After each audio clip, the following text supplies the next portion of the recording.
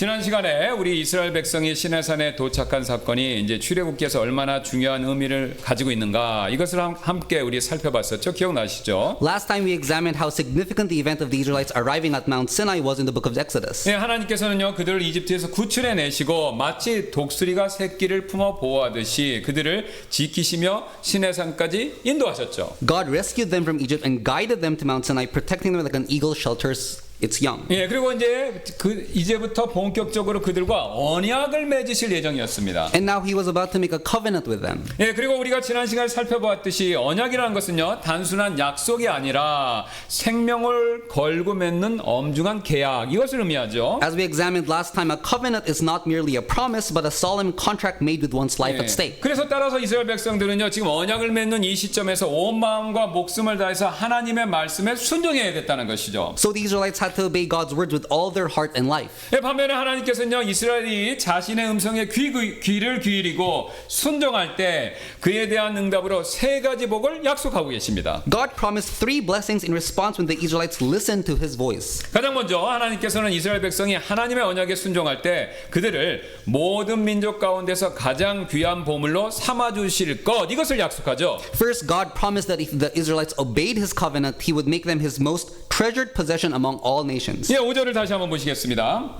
그러므로 이제 너희가 참으로 내 목소리에 순종하고 내 언약을 지키면 너희는 내게 모든 백성보다 뛰어난 특별한 보물이 되리라. 이는 온 땅이 내 것이기 때문이라 라고 약속하죠. Verse 5, Now therefore if ye will obey my voice indeed and keep my covenant, then ye shall be a peculiar treasure unto me above all people, for all the earth is mine. 예, 우리는 지난 시간에 여기 나오는 보물이 무엇인지 그 의미를 살펴봤었죠. Last time we examined what the term treasure means. 그런데 오늘 본문에서는 하나님께서 이스라엘을 모든 백성보다 더 뛰어난 그것도 특별한 보물로 삼아주시겠다 이렇게 지금 약속하고 계십니다. But in today's passage, God promises to make Israel a special treasure superior to all other nations. 예, 즉 이스라엘은 다른 나라 모든 민족과 백성들과는 다르게 하나님과 특별한 관계를 맺게 될 것이다. 이걸 의미하는 거죠. This means that Israel will have a unique relationship with God different from all others. 사실 하나님께서는요 이 세상의 창조주이시고 모든 민족을 직접 다 만드신 분이시죠. God is the creator of this world and the one who made all nations. 그 사실을 사도행전 17장 26절이 이렇게 밝히는데요. Acts 17:26 declares this truth. 네, 또 그분께서 사람들의 모든 민족들을 한 피에서 만드셔서 온 지면에 거하게 하시고 미리 작정하신 때들과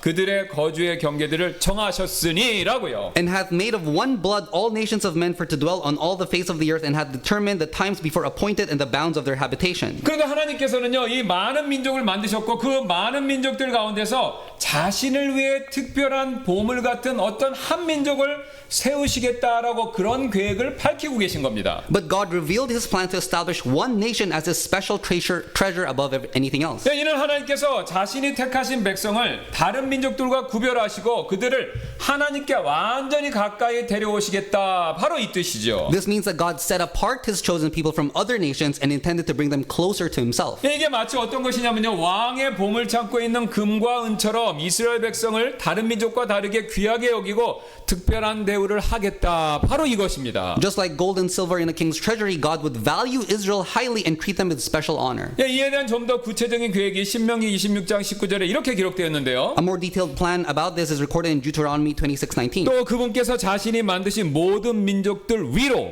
너를 이스라엘을 찬양과 이름과 존귀 안에서 높이실 것을 확언하셨느니라. 이것은 그분께서 말씀하신 대로 이스라엘 내가 주 내 하나님께 거룩한 백성이 되게 하려 하심이라 하였도다. 이렇게 선언합니다. And to make thee high above all nations which he hath made in praise and in name and in honor, and thou mayest be an holy people unto the Lord thy God as he hath spoken. 그리고 이를 강조하기 위해서 오늘 출애굽기 19장 5절의 후반부 본문에서는요. 이는 온 땅이 내 것이기 때문이다 라는 구절을 덧붙이고 있습니다. And to emphasize this, he added in the latter part of Exodus 19:5, for the whole earth is mine. 사실 우리에겐 별로 아무렇지도 와닿지 않는 내용이지만요. 이 말씀은요. 이는 온 땅이 내 것이기 때문이라는 이 말씀은요. 이스라엘 백성이 들었을 때 그 당시 굉장히 충격적일 수밖에 없었습니다. These words must have been quite shocking to the Israelites. 왜냐면요. 그들은 이집트에서 오랜 세월을 살면서 수많은 신들에 대해서 이야기를 듣고 보고 또 익숙해져 있기 때문이었었죠. It's because they had lived in Egypt for for many years they had seen, heard, and become accustomed to numerous stories about various gods. 과거에 그들은 이렇게 배웠는데요. In the past, they had learned this. 나일강은 누의 것이다. The Nile River belongs to Nu. 사막은 게부의 것이다. The desert belongs to Geb. 도시는 네크베트의 것이다. The city belongs to Nekbet. 그런데 지금 하나님께서는요, 이 모든 것이 내 것이다, 자신의 것이다, 이렇게 선언하십니다. But now God declares that all these belong to Him. 즉 하나님 외에는 다른 신이 없다라는 사실을 이스라엘 백성들에게 첫 번째로 선포하고 계시다라는 것이죠. He's now proclaiming that there's no other God beside Him. 그리고 그 말씀이 진리다라는 것을요, 이집트에 내리신 10가지 재앙을 통해서 확실하게 앞에서 이미 보여주셨죠. And He powerfully demonstrated this truth through the 10 plagues He brought upon Egypt. 그래서 그 사실을 신명기 4장 34, 35절에서 이렇게 분명히 말씀하고 있는데요. And this truth is declared in Deuteronomy 4:34-35. 혹은 주 너희 하나님께서 이집트에서 너희를 위하여 너희 눈앞에서 행하신 모든 일에 따라 하나님께서 가셔서 시험들과 표적들과 이적들과 전쟁과 강한 손과 뻗은 팔과 큰 무서움으로 한 민족을 다른 민족의 한가운데서 취하여 내려 하신 적이 있느냐?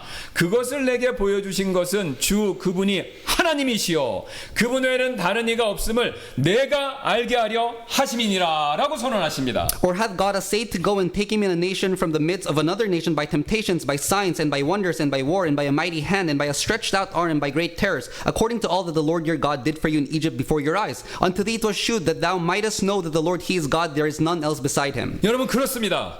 우리 주님은요 전능하신 하나님이시고 그분 외에는요 다른 신이 없습니다.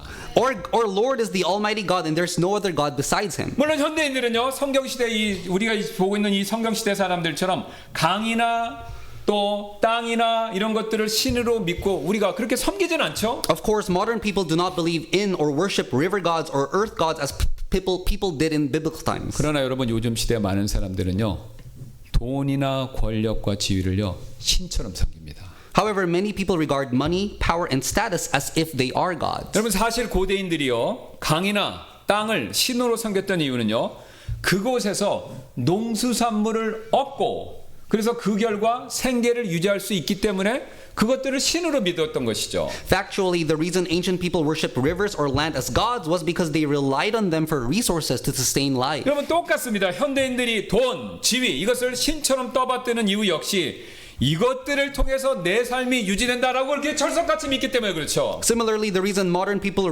revere money and status as gods is because they believe their lives depend on these things. 여러분 그러나 이런 믿음은 진실이 아닙니다. But this belief is not true. 여러분 강이나 땅이 지금 말씀한 것처럼 하나님의 것인 것과 마찬가지로 돈이나 권력이나 지위 역시 하나님께 속한 것입니다. Just as rivers and lands belong to God, so do money, power, and status. 이 사실을 사무엘기 상 2장 7절이 이렇게 분명히 선언하는데요. The truth is declared in 1 Samuel 2:7. 주께서는 가난하기도 하시고 부하게도 하시며 그분께서는 낮추기도 하시고 높이기도 하시는도다라고요. The Lord maketh poor and maketh rich. He bringeth low and lifteth up.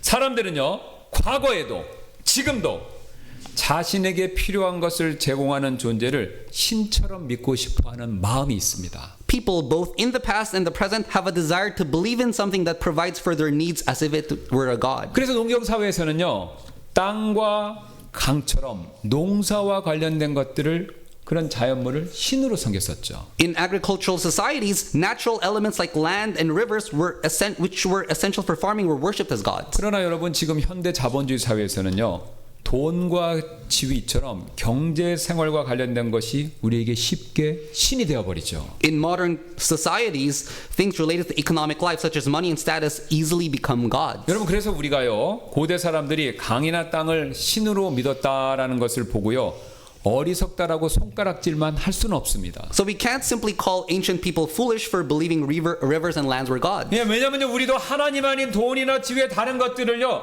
신처럼 믿고 의지하고 있기 때문에 그렇죠. Because we too trust in and rely on money and status as if they are gods. 근데 여러분 오늘 다윗은요 역대기상 29장에서 이 사실과 관계돼서 놀라운 이야기를 다음과 같이 선포하는데요. But today David proclaims this in 1 Chronicles 29. 오 주여 광대하심과 권능과 영광과 승리와 위엄이 주의 것이니이다.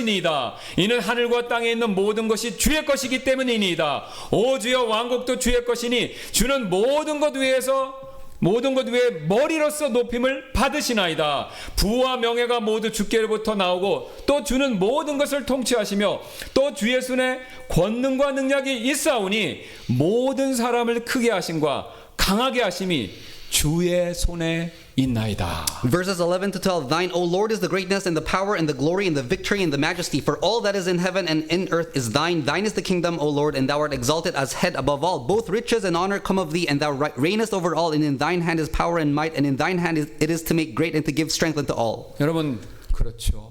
이 세상의 모든 것 이거 하나님 것 맞습니다. Everything in the world belongs to God. 그래서 우리는요, 이어지는 역대기상 29장 13절에 나오는 다윗의 고백처럼요, 다음과 같이 하나님께 찬양과 감사를 드려야 합니다. So just as David confesses in the following verse 13, we should offer praise and thanksgiving to God. 그러므로 이제 우리 하나님이여, 우리가 주께 감사하며 주의 영화로운 이름을 찬양하나이다.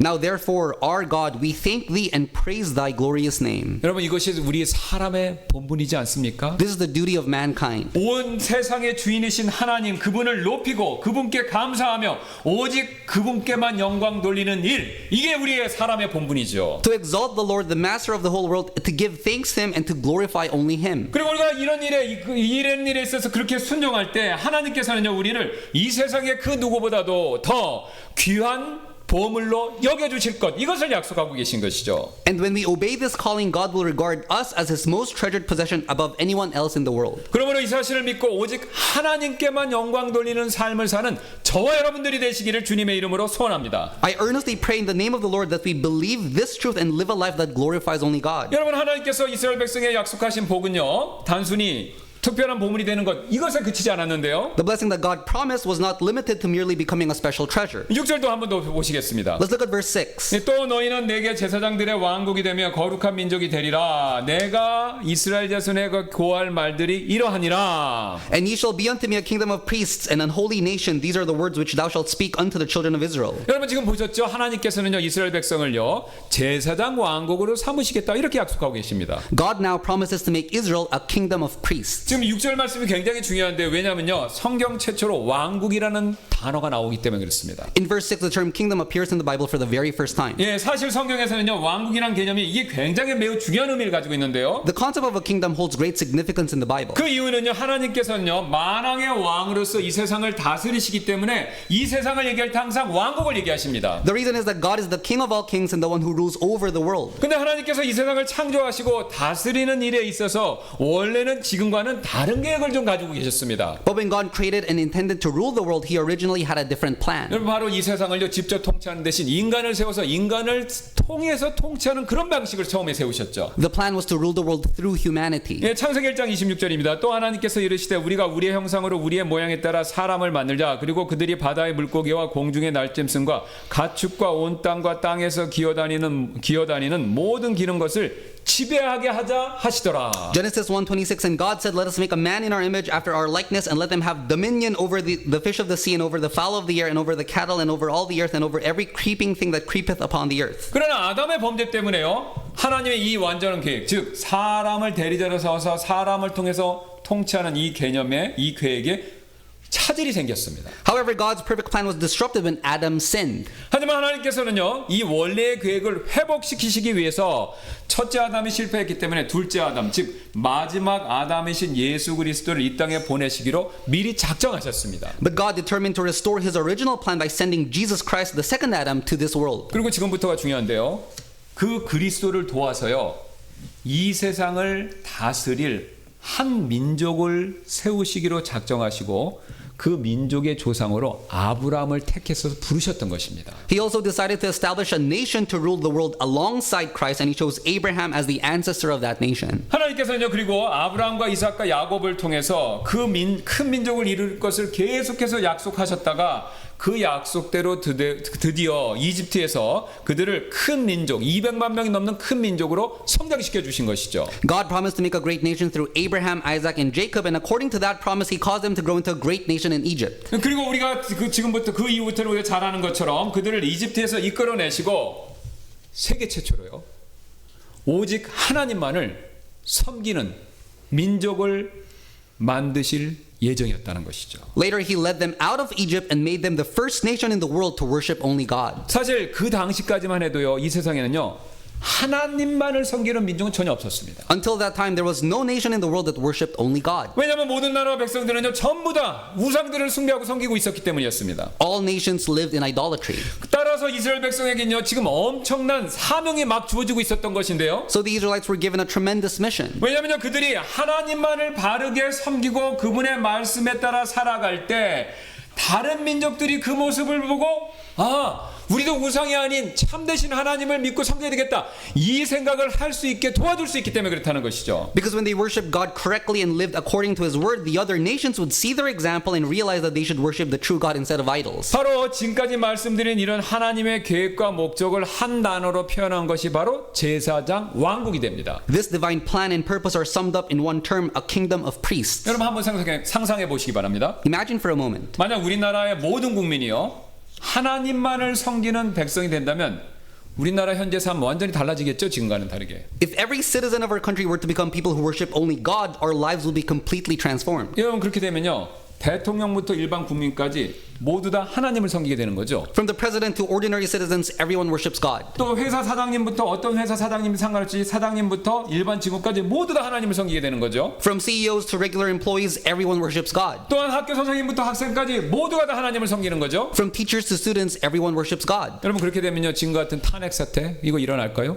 그런 거 안 생기겠죠. 좌우 갈등 이런 거 안 생길 겁니다. In such a case, there would be no impeachment, no political conflicts between left and right. 또한 모든 회사가 지난주 오전에 말씀드렸던 제니 소프트처럼 복지에 신경을 더 많이 쓰게 되겠죠. Furthermore, every company would care about employee welfare just like Jennysoft, which I mentioned last week. 예, 그렇게 되면 불필요한 야근도 없고 보너스도 팍팍 주고 그다음에 휴가 눈치 보지 않고 원하는 때 월차 휴가 연가 마음대로 낼 수 있고 전부 다 그런 회사가 되겠죠. There would be no unnecessary overtime, generous bonuses would be given, and employees could take vacations whenever they wanted. 예, 학교도 역시 달라질 텐데요. 정신적인 문제가 있는 선생님 아이들을 해치는 비극 최근에 일어났죠. 그런 일 안 일어나겠죠. Tragedies caused by mentally unstable teachers harming students would no longer occur. 이처럼 우리나라 사람들 모두가 하나님의 백성이 된다면 우리나라는 지금보다 훨씬 더 나아질 것이고요.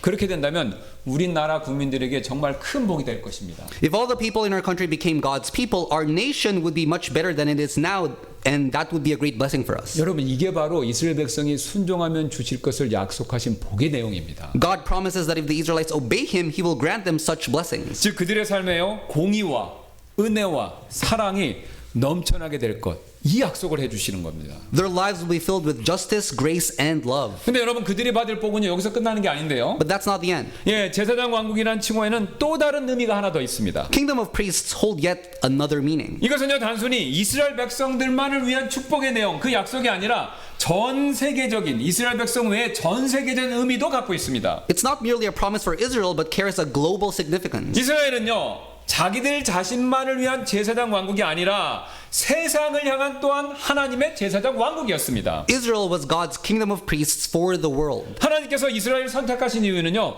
그들만의 구원, 그들만의 리그, 그들만의 잔치를 위한 것이 아니라 모든 민족과 나라들의 구원을 위한 목적도 포함되어 있었다는 것이죠. God chose Israel not only for their salvation, but also for the salvation of all nations. 여러분 이해하기 쉽게 우리가 각자 구원받은 것은요 나 자신만 구원받으라고 그 목적으로 구원해 주신 거 아니지 않습니까? A simple example is that God does not save us only for our own 예, salvation. 하나님 나를 구원해 주신 것은 나 구원받아 천국 가는 것뿐만 아니라 구원받은 나를 통해서 다른 사람들도 구원하게 하시기 위해서 구원해 주신 것이죠. He saves us so that through us, others around us may also be saved. 이 사실을 하나님께서 이스라엘의 민족 조상인 아브라함 부를 때 이미 분명히 앞서서 밝히셨습니다. God already declared this truth when He called Abraham the ancestor of the Israelite nation. 예, 창세기 12장 1절, 2절, 3절인데요. 그런데 주께서 전에 아브라함에게 이르시되 너는 내 고향과 내 친족과 내 아버지 집에 서 나와 내게 보여줄 땅으로 가라. 내가 너로부터 큰 민족을 이루게 하고 내게 복을 주어 내 이름을 크게 하리니 내가 복이 되리라. 너를 축복하는 자들에게는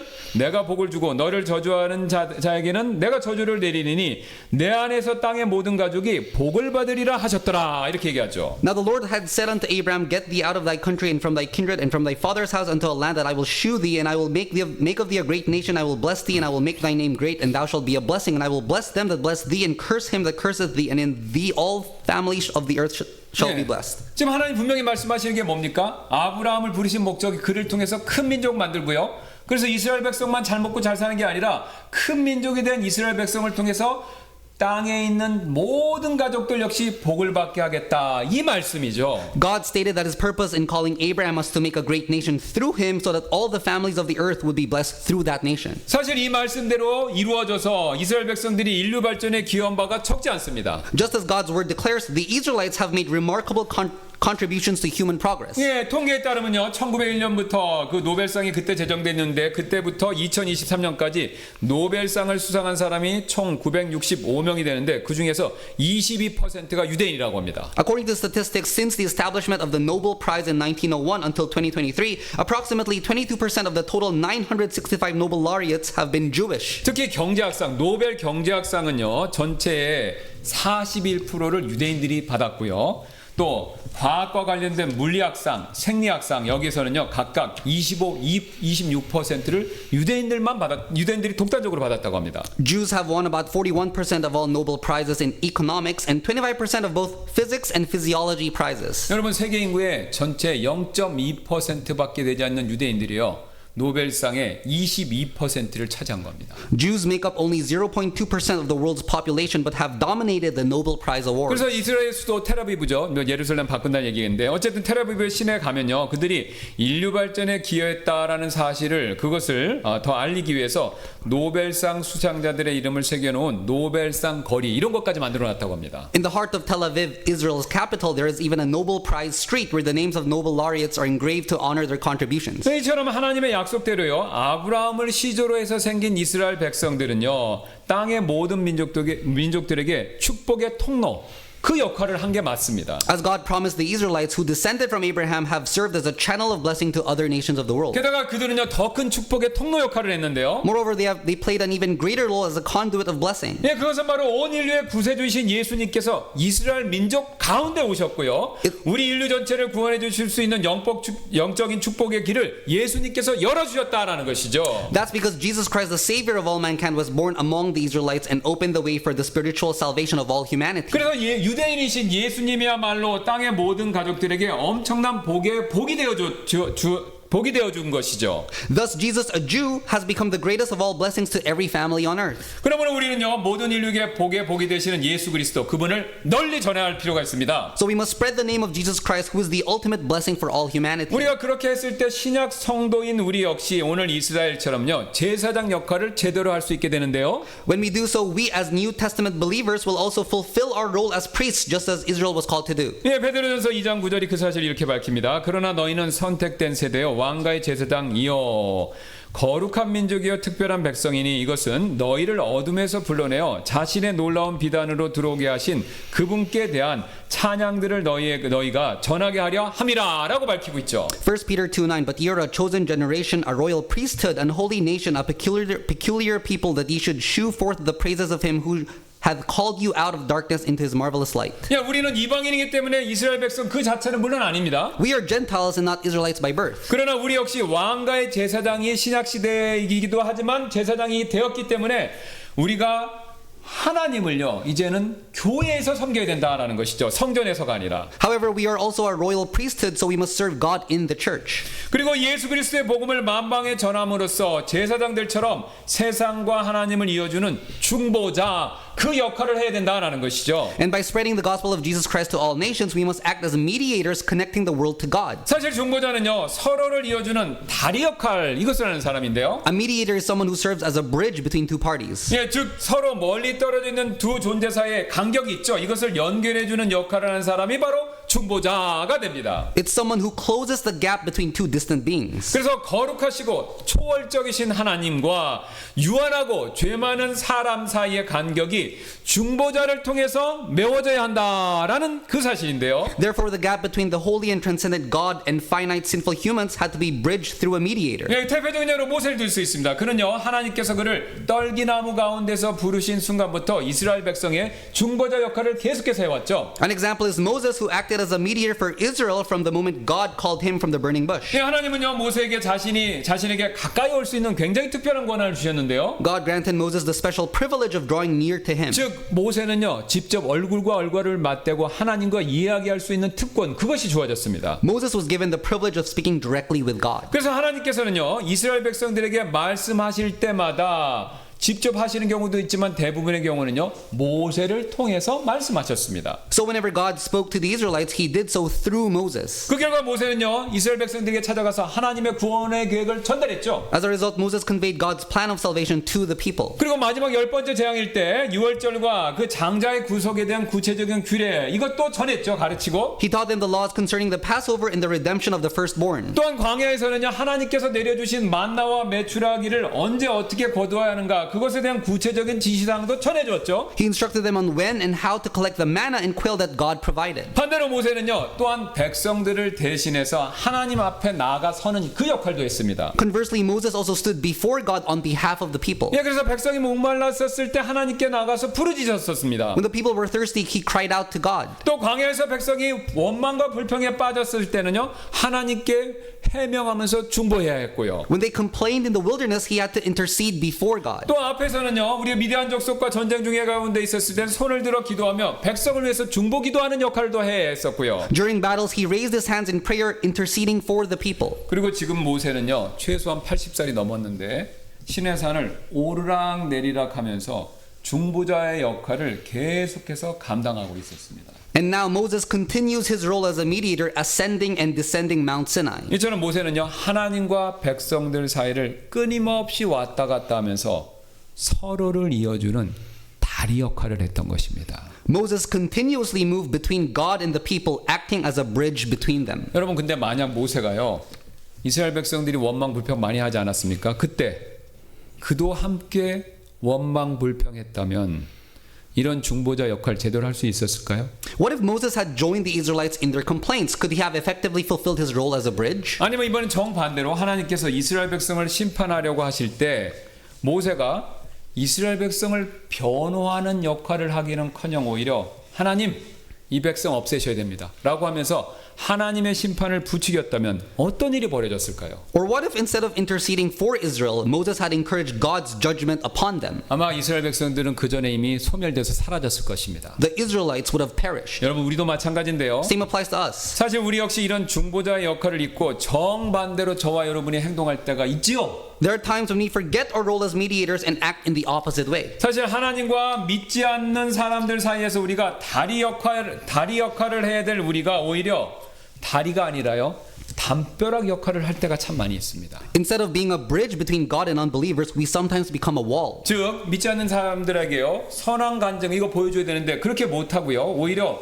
그들의 마음을 하나님께로부터 멀어지게 만드는 방해물이 될 수도 있다라는 것이죠, 우리가. Rather than being a good testimony, we may end up being a stumbling block that pushes people further away from God. 쉬운 예로 모세는요, 우리가 과거에 살펴보았듯이 자신의 불신의 가족인 장인 이드로에게 사랑과 친절을 베풀어서 그가요, 하나님을 향해서 마음이 열릴 수 있게 만들어주는 그런 가교 역할을 하지 않았었습니까? As we previously studied, Moses showed love and kindness to his unbelieving father-in-law Jethro, helping him open his heart to God. 그러나 우리가 모세처럼 행동하지 못하고 오히려 그들을 정죄하고 미워하기만 한다면 그들은요, 우리의 그런 행동을 보고 오히려 마음을 더욱더 닫게 될 뿐이다라는 것이죠. And if we fail to act like Moses and instead judge and despise others, they will only harden their hearts even more. 그래서 우리는요, 하나님과 사람 사이를 연결하는 다리 역할, 이것을 해야지 사람들의 마음을 가로막는 담벼락 역할, 이런 역할을 해서는 절대로 안 된다라는 거죠. So we must serve as bridges connecting people to God, not as walls that block their 여러분, hearts. 이 원리는요, 교회 안에서도 똑같이 적용이 됩니다.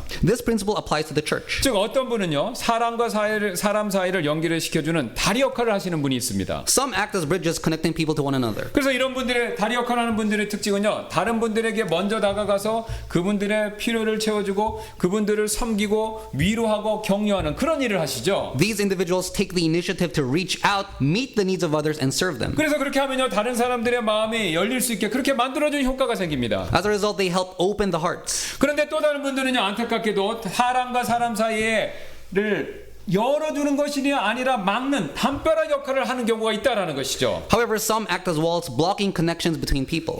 즉 그런 분들은요, 다른 분들의 원망과 불평의 말이 있다면 그걸 동조해줘서 오히려 원망과 불평으로 사람들 사이를 나누게 만드는 그런 역할을 한다라는 것이죠. They align themselves with complaints, creating divisions within the church. 그래서 교회 내에서 서로를 연결시켜주는 다리가 아니라 담벼락 역할을 안타깝지만 그렇게 하는 경우가 있습니다. Instead of being a bridge that unites, they become a wall that separates. 여러분, 그렇게 하면요, 사람의 마음이 열리는 것이 아니라 어떻게 됩니까? 닫힐 수밖에 없습니다. This causes people's hearts to close rather than open. 우리는요, 저와 여러분은요, 교회 안에서 담벼락이 되어서는 안 됩니다. We must not become walls within the church. 왜냐하면요, 우리는요, 서로를 연결하는 다리가 되어야 할 제사장들이기 때문에 그렇습니다. Because we are priests called to be bridges that connect people. 그리고 우리가요, 이런 서로 다리 역할을 해야 내가 살고요, 교회가 살 수가 있습니다.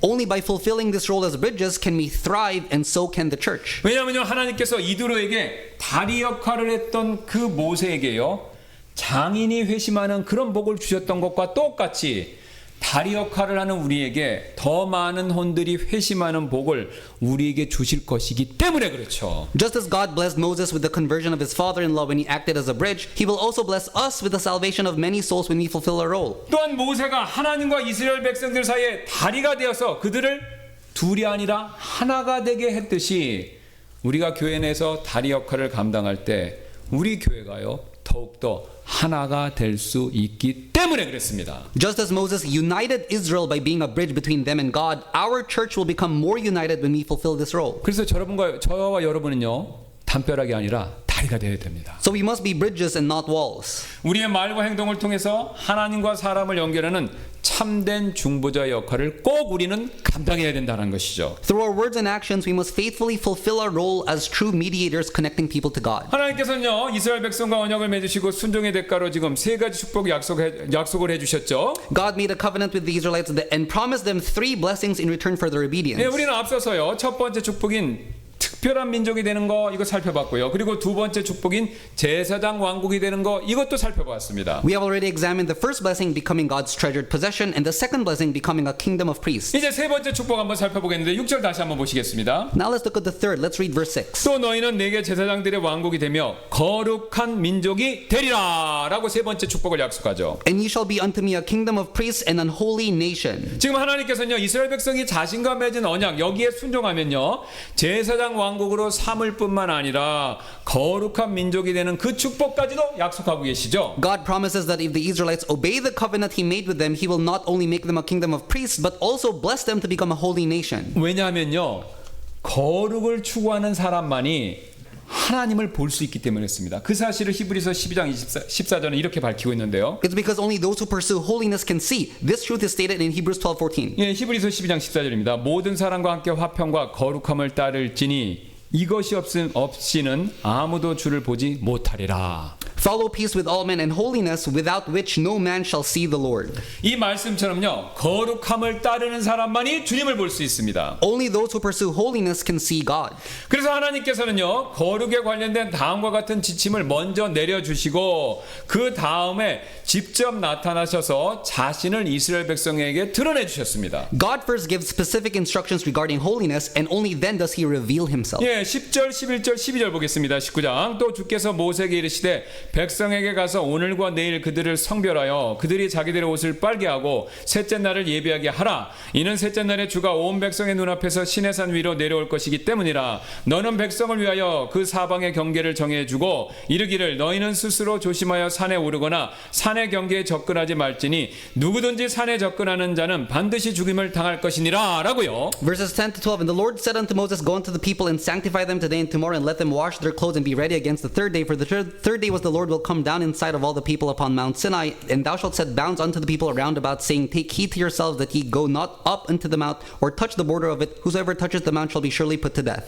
지금 하나님께서는요, 우리가 거룩함을 따를 때 그분을 경험할 수 있고 또 거룩하게 준비된 백성에게 자신을 나타내 주실 것이다, 드러내 주실 것이다 라는 그 원칙을 강조하시는데요. God emphasizes the principle that he can be experienced when holiness is pursued, and that he reveals himself to people who are prepared in holiness. 예, 우리가 이미 앞서서 여러 번 살펴보았듯이 성경에서 말하는 거룩의 개념은 무엇입니까? 분리죠. We have examined multiple times, the Bible defines holiness as separation. 그래서 어떤 사람이든지 장소이든지 물건이든지 하나님께 드리기 위해서 따로 구별하는 구별하는 거, 따로 떼는 거, 따로 분리시키는 거, 이것이 거룩함의 기본 개념입니다. Whether it's a person, place, or object, holiness means setting it apart for God. 근데 지금 하나님께서는요, 이스라엘 백성이 자신을 만나기 위해서는요, 세 가지를 따로 떼라, 세 가지를 구별하라, 세 가지를 성별하라, 이렇게 말씀하고 계시죠. And now God commands the Israelites to separate three things in preparation for meeting Him. 네, 가장 먼저 10절에 보시면요, 옷을 빨라고 말씀하심으로써 우리가 하나님을 만나기 위해서는요, 옷을 복장을 구별할 것을 명령하고 계십니다. First, in verse 10, He commands them to wash their clothes, thus setting apart their garments. 왜냐하면 하나님께서는요, 자신을 만나고 예배하려면 평소와는 다르게 구별된 복장 이것을 요구하시기 때문에 그렇습니다. Because when meeting and worshiping Him, God required attire that was distinct from everyday clothing. 네, 사실 지금 이스라엘 백성들은요, 광야에서 살고 있기 때문에 경제적인 여력, 뭐 정착해서 농사짓는 게 아니까 경제적 여력이 별로 없죠. 가난하다 이 뜻이죠. At this time, the Israelites were living in the wilderness and did not have abundant financial resources. 그래서 당연히 뭐 의복도 넉넉하지 않고 부족했을 것입니다. Therefore, their clothing must have been limited as well. 네, 그래서 하나님께서는요, 그들이 가진 몇 벌의 옷이 헤어져서 없어지는 거, 그게 막아주시기 위해서 초자연적으로 역사까지 해주셔야 됐었죠. So God had to supernaturally sustain their few garments so that they would not be worn out or destroyed. 네, 신명기 29장 5절이 그 사실을 이렇게 밝히는데요. 내가 40년 동안 광야에서 너희를 인도하였거니와 너희가 입은 너희의 옷들이 낡아지지 아니하였고 내 발의 신이 닳아지지 아니하였느니라 라고요. Deuteronomy 29:5, and I have led you 40 years in the wilderness. Your clothes are not waxen old upon you, and thy shoes not waxen old upon thy foot. 이처럼 하나님께서는요, 그들의 열악한 사정을 잘 알고 계셨기 때문에 자신을 만나러 올 때 좋은 옷을 갈아입을 것을 요구하시지는 않았다라는 겁니다. God understood their difficult circumstances and didn't require them to change into different finer clothes when meeting Him. 그러나 최소한 옷을 빨아입고는 와야 된다. 빨아입고 나를 만나러 와야 된다. 그것은 요구하셨죠. But He did require them to wash their clothes and come before Him in cleanliness. 즉 하나님께서 원하시는 건요, 비싸고 좋은 화려한 옷, 그게 아니라 구별된 거, 따로 떼어진 모습, 이걸 원하신다라는 겁니다. What God desired was not extravagant clothing, but an attitude of coming before Him in a set-apart manner. 여러분, 이 신학시대도 우리가 동일한 원리가 작동하고 있는데요. This principle applies in the New Testament era. 비록 신약은요, 구약의 제사장 복장처럼 특정한 옷만 입고 예배에 와야 된다, 그런 얘기는 성경에 어디에도 없죠. The New Testament does not command believers to wear specific priestly garments to worship. 그렇다고 구별의 원리마저 무시하고 우리가 아무 옷이나 막 입고 와도 된다, 이 뜻은 절대로 아닙니다. This doesn't mean that we can ignore the principle of distinction and just wear anything to worship. 왜냐면요, 우리가 고린도전서 10장 23절 말씀에 따르면요, 모든 옷은 내게 적법하나 모든 옷이 예배에 꼭 적절한 것은 아니기 때문에 그렇습니다. Because while all clothing may be lawful for me, not all clothing is appropriate for worship. 1 Corinthians 10:23. 여러분, 하나님께서 분명히 우리가 반바지를 입는 거 그거 적법하게 여기십니다. God does not forbid us from wearing shorts. 그러나 특별한 사유가 있지 않는 이상 반바지를 예배에 적절한 옷이다라고 그렇게 여기시지는 않는다라는 것이죠. However, unless there's a specific reason, He doesn't consider shorts to be appropriate attire for worship. 왜냐하면 우리 가운데 그 누구도 입사 면접 보러 갈 때, 대통령 취임식에 초대받았을 때, 아니면 중요한 사람의 결혼식장에 갔었을 때 반바지 입고 가는 사람은 아무도 없기 때문에 그렇습니다. Because none of us would wear shorts to a job interview, a presidential inauguration, or a wedding ceremony. 여러분, 그렇다면요, 우리가 예의를 갖추기 위해서 이런 자리에조차도 복장에 신경 쓴다면요, 지극히 높으신 하나님을 예배하는 일에 있어서 우리가 복장을 구별하고 신경 써야 되는 거, 이거 너무나 당연한 거 아닙니까? If we pay attention to our attire for these occasions, how much more should we set apart our clothing when worshiping the Most High God? 네, 그래서 우리는요, 자신이 가지고 있는 옷 중에서 가장 좋은 옷을 입고 예배 드려야 되고요, 최소한 평소보다 더 단정하고 구별된 복장을 준비할 필요가 반드시 있습니다. We should wear our best available clothing for worship, or at the very least dress more neatly and distinctly than usual. 만약에 여벌의 옷이 없다 그러면요, 오늘 본문처럼 깨끗하게 세탁이라도 해야 되고, 세탁할 돈도 없다, 먼지를 털고서라도 와야 됩니다. If we do not have extra clothing, we should at least wash and wear clean garments, just as today's passage says. 그렇게 할 때 하나님께서 우리 예배를 더욱더 기쁘게 받아주실 것입니다. God will then receive our worship with greater joy. 왜 그렇죠? 하나님께서는요, 우리의 외모보다 그분을 향한 우리의 이런 구별된 태도와 마음의 자세, 이것을 꼭 보시기 때문에 그렇습니다. Because God looks not at our outward appearance, but at our heart and attitude of being set apart for Him. 이뿐만이 아닌데 오늘 11절 말씀을 보시면 셋째 날을 예비하라 이렇게 말씀하시죠. That's not 명령하시죠. all. In verse 11, God commands them to prepare for the third day. 즉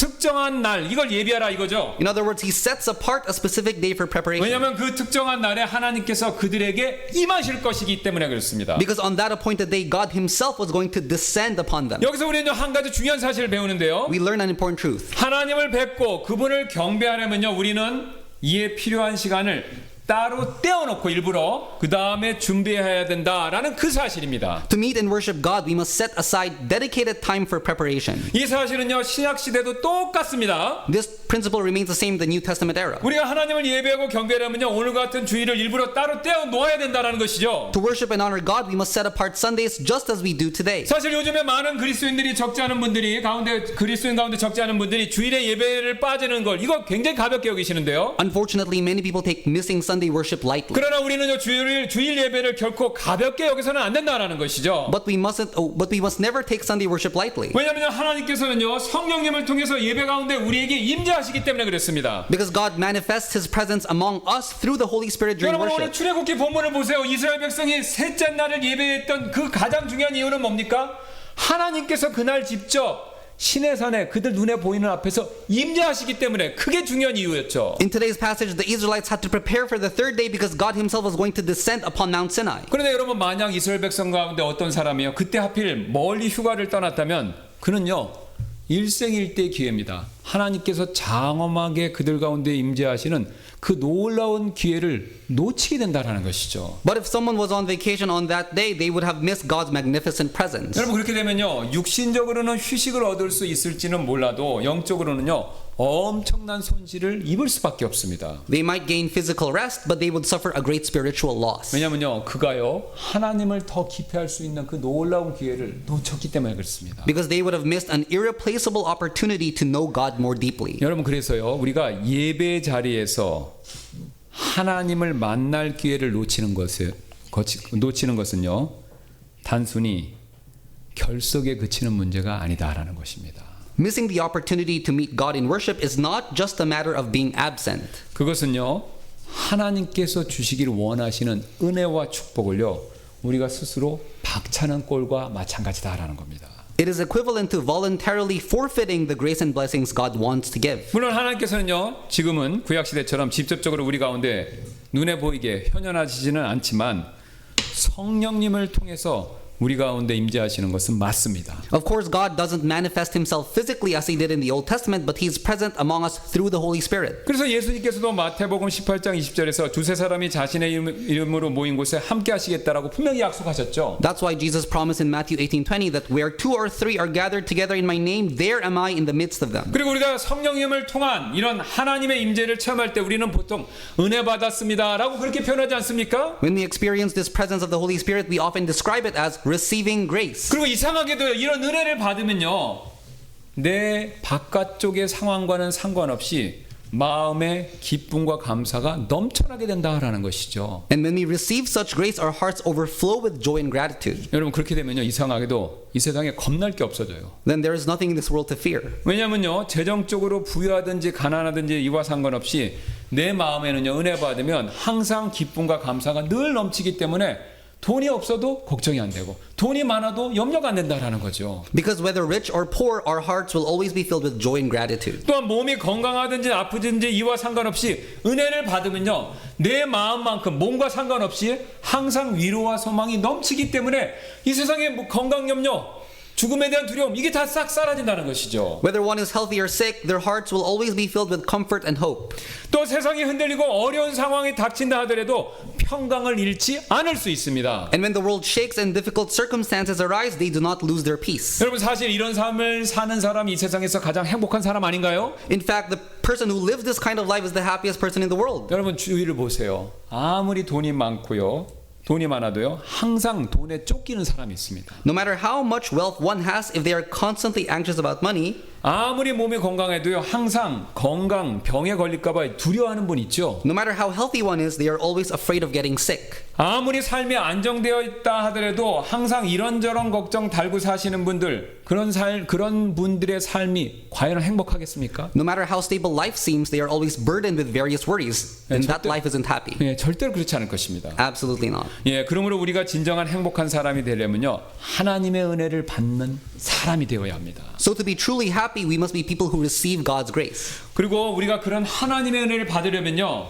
오늘 말씀처럼 시간을 따로 떼어서 지금처럼 하나님을 경배하는 예배에 꼭 참석하실 필요가 있습니다. And to receive God's grace, we must set aside time to worship Him just as we are doing now. 예, 우리가 그렇게 할 때 우리는요, 참된 영적인 복을 분명히 충만히 누릴 수가 있게 되는 것이죠. When we do so, we will experience true spiritual blessings. 예, 우리는 지금까지 하나님을 만나려면 복장과 시간을 구별해야 된다, 이 사실을 살펴봤는데요. We have examined that in order to meet God, we must set apart our clothing and time. 근데 12절을 보면요, 하나님께서는요, 시내산 주변에 경계를 정해주시고 또 장소도 구별할 것을 말씀하고 계십니다. But in verse 12, God commands that boundaries be set around Mount Sinai, distinguishing the place as holy. 여기서 우리는 이 명령에서 우리는요, 예배당의 중요성을 또 보게 되는데요. We see the significance of the place of worship. 하나님께서는요, 자신이 임재하실 장소인 시내산 주변에 이 경계를 정하시고 그 장소를 다른 장소와 분명히 구별하고 계시죠. God set boundaries around Mount Sinai, the place of His presence, distinguishing it from other locations. 여러분, 마찬가지로 우리도 동일한 목적으로 지금 이 예배당 건물 여기를 구별하고 있지요. Likewise, we set apart this church building for the same purpose. 여러분, 지금 이 예배당 장소는요, 음악회를 위한 곳이 아니지 않습니까? This place is not meant for concerts, 또한 이 예배당은요, 정치 강연을 위한 곳도 아니고요. nor is it a place for political speeches. 그리고 또 어떤 세상 세미나를 위한 장소도 아니고요. Neither is it a venue for secular 지금 seminars. go ahead.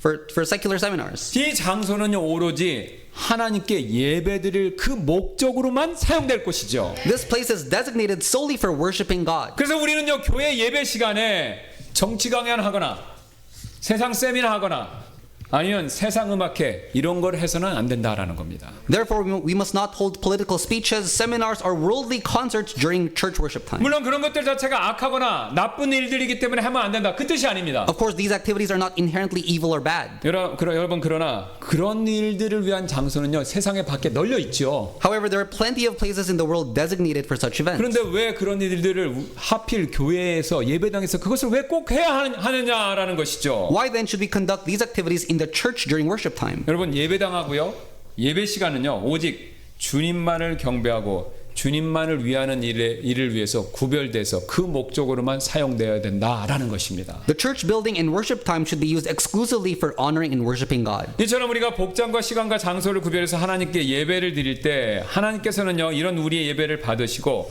자신의 영광을 드러내 주실 것입니다. When we set apart our clothing, time, and place for worship, God will accept our worship and reveal His glory. 그리고 우리는요, 한 주일의 삶을요, 이런 것들을 구별하기 위해서 준비하는 시간이 되어야 된다라는 겁니다. Our entire week should be a time of preparation to distinguish and set apart these aspects of worship. 여러분, 오늘 이스라엘 백성을 보세요. 이들은요, 하나님의 임재를 위해서 3일 동안 옷을 빨고 경계를 정하고 준비하고 기다렸습니다. The Israelites prepared and waited for 3 days for God's presence. 이런 준비에 관련돼서 어떤 목사님이 다음과 같은 재미난 이야기를 말해 주신 적이 있는데요. A certain pastor once described this truth in the following way. 제가 10살쯤 되었을 때 새벽 4시에 일어나 소를 몰고 와서 젖을 짜는 일을 할 수 있는 특권이 저에게 주어졌습니다. 그리고 그때 아침 식사를 하러 집으로 들어오면 어머니께서 끓이기 시작한 수프의 향기가 코끝을 스쳤습니다. When I was about 10 years old, I had the privilege of getting up at 4 a.m. to get the cows so we could milk them, and as we came in for breakfast, I would smell the soup my mom used to make. 어머니는 큼직한 소고기 덩어리, 당근, 완두콩, 감자, 그리고 온갖 좋은 재료들을 넣어 수프를 준비하셨습니다. 그 냄새가 퍼지기 시작하면 저는 점심때가 되면 이 수프를 먹을 수 있겠구나라는 생각을 하곤 했습니다. She would put in hunks of beef, carrots, peas, potatoes, and all kinds of good stuff, and you'd begin to smell it. And I remember coming in at lunch thinking that was what we were going to have. 네, 점심시간이 되어서 집에 들어가면 제가 수프를 막 뜨려고 하면요, 어머니가 저에게 이렇게 말씀하셨습니다. 아니야 아들아, 아직 먹을 수 없어. 오늘 저녁까지 기다려야 해 라고요. I'd go over to get some and she'd say, no son, you can't have any yet. You'll have to wait till tonight. 그래서 저는 오후 내내 열심히 일했습니다. 저녁이 되어 집으로 돌아올 때쯤 되면 우리 아버지는 나보다 더 빨리 집으로 뛰어 들어가셨습니다. 우리는 식탁에 둘러앉았고 어머니는 커다란 솥에 가득 끓인 수프를 상위에 올려놓으셨습니다. 큰 국자로 한 국자 푹 떠올리면 김이 모락모락 그 숲으로부터 올라왔습니다. We would work hard all afternoon, and as we came back for the evening meal, we would sit down and my mom would set this huge cauldron of soup on the table. She would put this ladle in the soup and the steam would rise off it. 큰 그릇에 담긴 수프 위로 얼굴을 가까이 대고 깊이 들어 마시면 지금 여러분도 그 향이 느껴지지 않으시나요?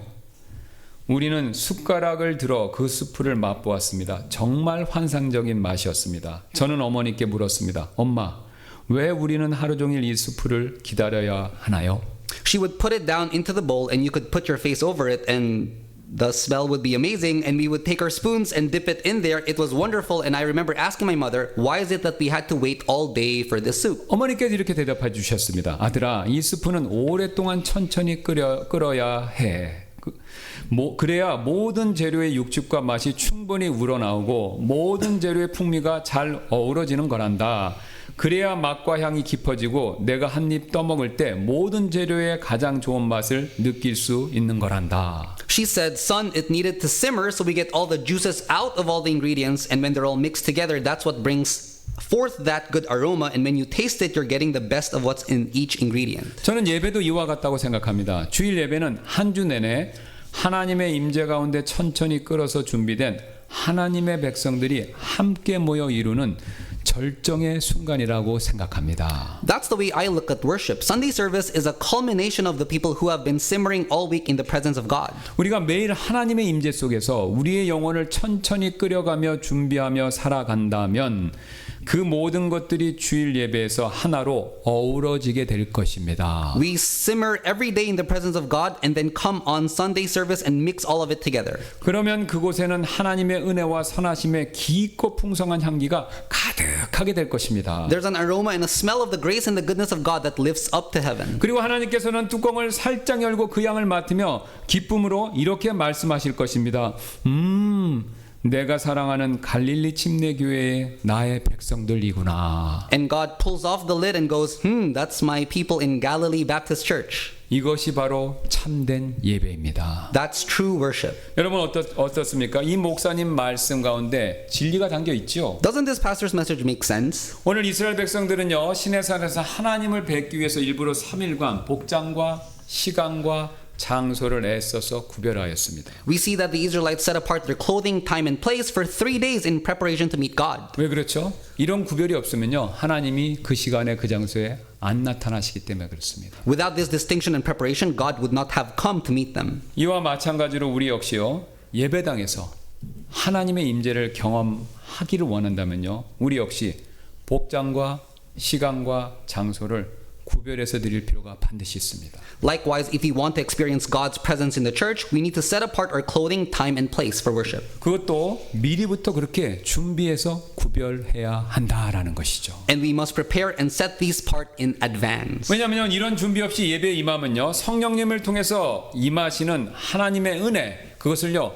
내가 생각하는 만큼 그렇게 크게 받지 못할 수도 있기 때문에 그렇습니다. If we come to church unprepared, we may not fully receive the grace of God which comes through the Holy Spirit. 여러분 구약 시대에는요 이스라엘 백성들은 모두 다 똑같이 하나님의 임재하시는 장관을요 직접 눈으로 다 똑같이 볼 수 있었죠. In the Old Testament era, all the Israelites would witness God's glorious presence with their own eyes. 그러나 신약 시대 경륜에서는요 하나님께서 성령님을 통해서 임재하시기 때문에 이와는 약간 다른 면목이 있는데요. But in the New Testament, God manifests His presence through the Holy Spirit, so the experience is different. 즉 얼마나 우리가 구별된 자세와 태도를 가지고 예배에 임하느냐의 여부에 따라서 하나님의 은혜를 받는 정도가 다 다를 수 있다라는 것이죠. The extent to which we receive God's grace depends on how we set apart our attitude and posture in worship. 그래서 지금 모두가 똑같이 예배당에 앉아 계시지만 구별된 자세와 태도가 적은 분은요 당연히 조금밖에 은혜를 받을 수밖에 없습니다. So even though everyone sits in the same church service, those with little preparation and reverence receive only a small amount of grace. 그러나 여러분 반대로 한 주일 동안 내가 구별된 자세와 태도로 준비하고 그런 마음과 태도로 예배에 임하고 있다면요 그런 분들은 당연히 넘치는 하나님의 은혜를 받을 수밖에 없지요. But those who have prepared throughout the week and approach worship with a set-apart attitude will receive abundant grace. 그래서 하나님께서는 우리가 각자 심은 대로 공평하게 거두게 하실 것입니다. Therefore, each of us reaps according to what we sow. 우리 그래서 이 시간 잠시 기도하는 시간 좀 갖도록 하겠습니다. Let's take a moment to pray. 우리 앞으로요 예배에 있어서는요 구별된 자세와 태도로 예배에 임하는 사람이 되게 해달라고 여러분 그렇게 기도하시지 않겠습니까? Let's pray that we approach worship with a set-apart attitude and reverence.